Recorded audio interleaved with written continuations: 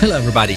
In this video we are going to explore the crystals page of our Randomisers series libraries. For this purpose we are going to use Abstrung, but all the other libraries in this series will work exactly the same way. We open the crystals page by clicking on the edit button here. Once it's open, to activate it, you can choose the power button here or the quick power button here, which is available also when you are in other pages views. Crystals are a sort of delay repetition engine, which can create a sort of cloud ambient background or more grainy and distinct delay lines.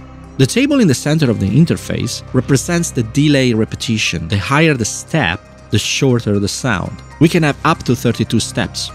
The length of the whole crystals effect is determined by a combination of the number of steps, their speed, which we control here with this knob, the type of convolution which is applied to the repetitions, which we set here with the cloud type menu, and finally with additional delay effect that can be applied on top of the crystals. So in a way you can have less steps, let's say 4, but if the speed is very slow and the grain amount is at the minimum, with a very long convolution effect and much delay, you still can achieve a very long background without the need to use 32 steps, etc. We can set the number of steps with this knob, but also by clicking on these little numbers. It's much faster. So let's hear what each knob does. The gray knob makes the repetitions more or less blurry. At 100%, we can hear each repetition very clearly.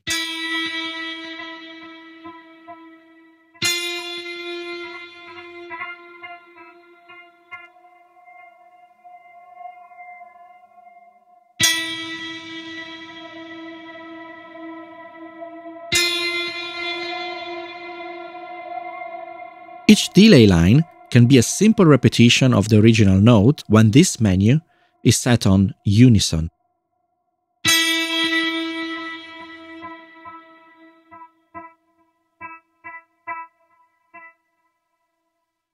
Or it can be a triad,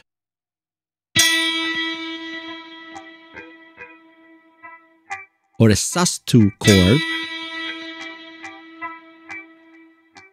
an octave plus fifth, or a random group of notes.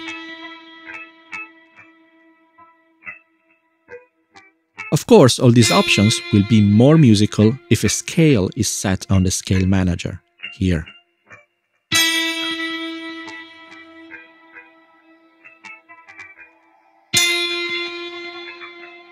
Each repetition can also be pitch offset with this knob here. At that point, if I set the pitch to, let's say, 12 semitones, the intervals menu will be affected by it, so the unison will actually be an octave higher, and so on. The crystals layer menu offers again all the sound sources that you find in the layers menus. So we can have a delay line, which is not actually sounding like the source sound, but a totally different instrument. If we click on this link icon here, this will link layer A to the crystals, and whichever sound is loaded on layer A, it will also be loaded as a crystal layer.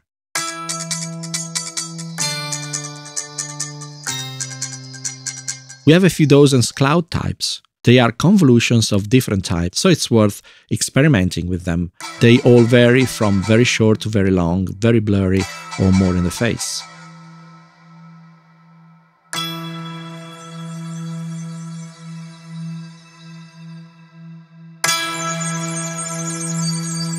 We can also set the size of each convolution with this knob here.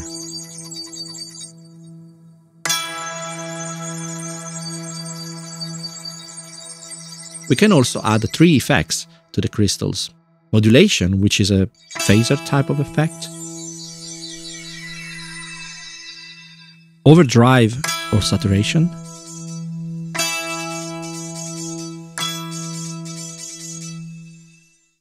An additional delay.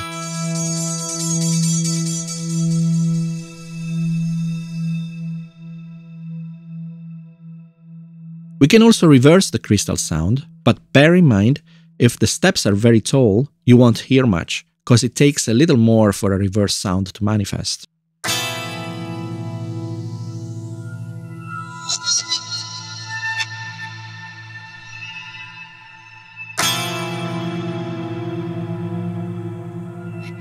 Then we can choose whether we want the crystals to play full range from C1 to C6,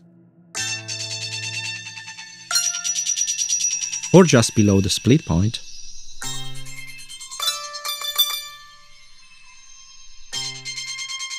or above it,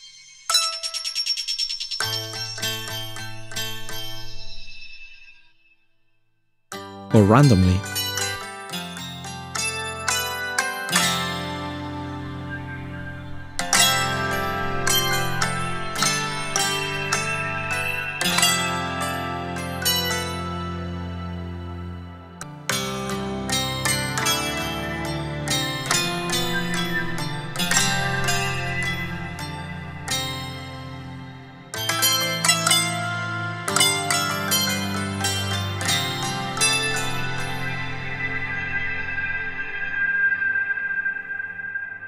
With these sliders over here, we set the volume and cutoff and resonance filters of the crystals. We can also control this via CC if we Alt-click and choose Learn MIDI Automation.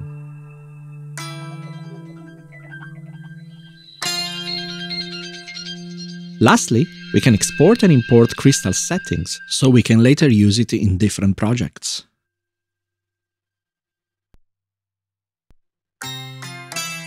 In the system page, we can set the release time of the crystals.